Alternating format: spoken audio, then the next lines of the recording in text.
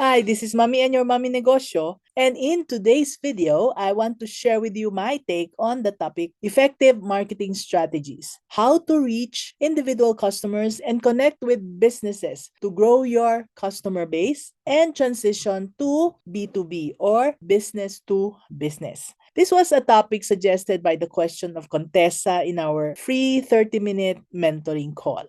Now, before I forget, if you have not done so, may I invite you to hit the like and subscribe buttons below so that you will be notified when I answer more questions that are related to topics like this. So, let's now talk about effective marketing strategies or how to reach individual customers and connect with businesses to grow your customer base and transition to B2B. As I said, this was inspired by Contessa's question. And so I asked her about the business that she was in. And I found that she belonged to a family that has been manufacturing shoes from Marikina for generations. Business used to be very good during the time of her grandparents. But about 20 years ago, when cheaper shoes started coming in from China, her parents could no longer compete. So they decided to shrink their factory as they just focused on a few loyal customers who wanted special shoes crafted for them and their family members. Now, these few customers have been with them for generations, but it was not enough to sustain their business. So, a few years ago, Contessa decided to try selling online. Naisip niya na marami namang mga fashionable na executive na gustong-gusto nila yung mga expensive brands. Kaya lang, namamahalan sila. So, ang ginawa ni Contessa, she started offering to them handmade shoes na mga designs na medyo pareho. Not exactly the same, pero medyo similar and of good quality leather. Tapos yung presyo, halos kalahati or 1/3 lang ng presyo nitong mga brands na to. So, when she started doing that, her business started to grow. It's largely through word of mouth. Kaya lang, na-feel ni Contessa na there are still untapped markets. Sabi niya, marami pang hindi nakakaalam, mamiin.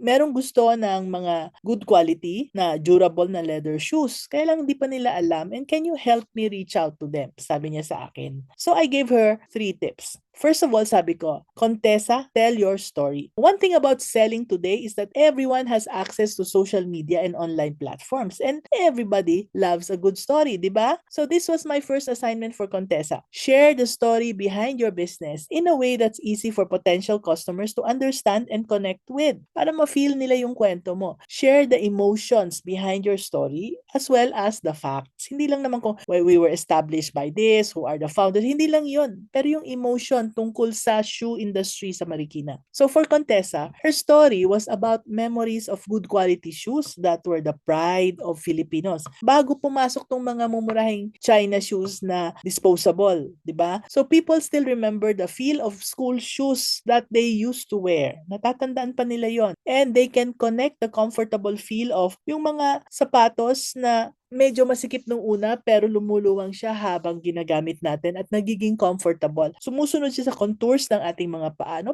Parang yung hug ng ating mom. Ganon, di ba? Parang comfortable na comfortable. So, highlight what makes your business unique, sabi ko kay Contessa, and why people should choose you over yung mga competitors mo, especially yung mga mumurahing China brands. After that conversation, nakita ni Contessa na pwede pala akong mag-build ng strong emotional connection sa mga individual na Pinoy, bawat isang Pinoy na customer na gusto yung kanilang pagmamahal sa ating bansa. They love our country so much that anything that is built in our country, they will support. So meron palang mga ganon. At saka sabi niya, I can create pala a story for them so that they will be aware of what's happening to the shoe industry of Marikina. So she can even attract yung mga potential business partners, yung mga tindahan na gusto rin na tulungan yung sariling atin. So, yun yung first tip na binigay ko sa kanya. Kwento. Ayusin mo yung kwento mo. Number 2, try to reach more customers. So, sabi ko kay Contessa, alamin mo kung bakit special yung products mo at saka services mo. Hindi lang from your perspective, but also from the perspective of your customers. And then you let more people know about it. Sabi ko, mag-conduct ka ng interview. That was what I guided her to work towards. To capture the exact words of your customers. Hindi pwedeng kung ano lang yung pumasok sa utak mo. Exact words ng customers mo because pwede mong ibalik sa kanila yung exact words and pictures that grab their attention like catchy headlines at saka colorful images. Pwede mong gamitin yon. So when you use those exact same words and pictures that grab their attention, this will surely help you get noticed by yung mga individual customers na mahilig sa mga shoes na matitibay and who will also be interested in the quality and the styles that you have to offer. So finally, no, yung pangatlo and the last point para kay Contessa, sabi ko, monitor and adapt. After telling your story, tapos after capturing the exact words of your customers and using them in your marketing, usually most people, Contessa, alam mo, most people dyan, nag-i-stop na sila. And that is actually parang bitin. Kasi what is crucial is for you to continuously track yung results ng iyong marketing efforts. Hindi lahat ng marketing effort mo papatok. So titingnan mo kung alin yung pumapatok. There are many analytic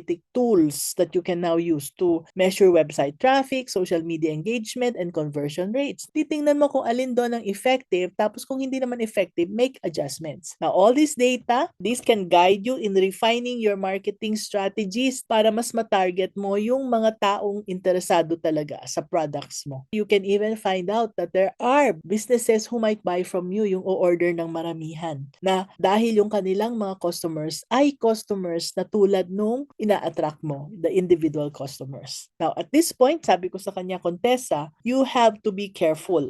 Yung iba kasi, alam nila, maintindihan nila yung marketing, makikinig sila kay Mommy N. And then, they will overthink. And they will say, teka muna, gawin ko muna itong marketing collateral na to, itong poster. Teka, parang hindi pa siya perfect. Marami pang pwedeng i-improve. Tapos, they spend a lot of time improving and improving. Most business owners do not start to market until what they have is perfect. Now, know that there is no such thing as perfect in marketing. If you commit a mistake, it's not really a mistake. This is just a lesson to learn. If one way does not work, don't waste your time licking your wounds na naku, hindi nag-work yung aking ads. Hindi sila wounds. Actually, badge of honor sila to show that you have learned the lessons of what does not work. And therefore, it's time to move on quickly. Hindi ito nag-work. Okay, gawin ko tong isa. And then hindi nag-work, do something else. Remember, marketing is all about finding ways to let people know about your business and what you can offer. Kaya kapag hindi nag-work yung isang bagay, it does not even mean that palpak ka na. And also, kapag nag-work yung isang way, it does not mean na yun na yung the best way at stick to that. No. Because you need to keep on looking and shifting and looking for better and better ways. Try other ways because there will always be better ways to do your marketing. Remember that. Walang perfect sa marketing. You do one thing, you do another thing again, and another thing, and another thing. Was that helpful? Contessa asked this question in one of our 3121 Zoom calls sa aming Q&A Tuesday. So kung meron kayong questions or if you're interested in learning how to grow your business by growing your people, your employees, please tell us in the comments below and we'll get back to you. Or if you need free business mentoring, sign up sa aming Q&A Tuesdays where you can get into a 30-minute Zoom call with me and it's totally free. Till next time, this is Mommy and your Mommy Negosyo saying, be business-minded, Pinoy. Are you struggling to figure out what kind of business to start? Have you been changing your mind about different business ideas? I understand how frustrating and confusing it can be not knowing what business to start.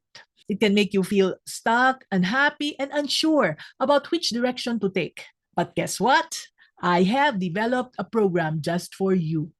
The Discover Your Business Calling program is designed to guide you on a journey of self-discovery, helping you find the best business idea that resonates with who you are. It also provides you with the guidance and support you need to make a confident decision and to take that leap toward a fulfilling entrepreneurial journey. Don't let the pain of not knowing what business to start hold you back any longer.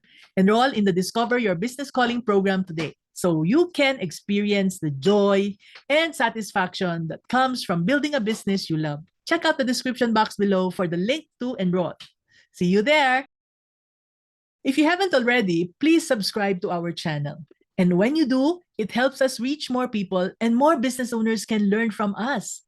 By subscribing, you're part of a big group that shares helpful information and supports each other.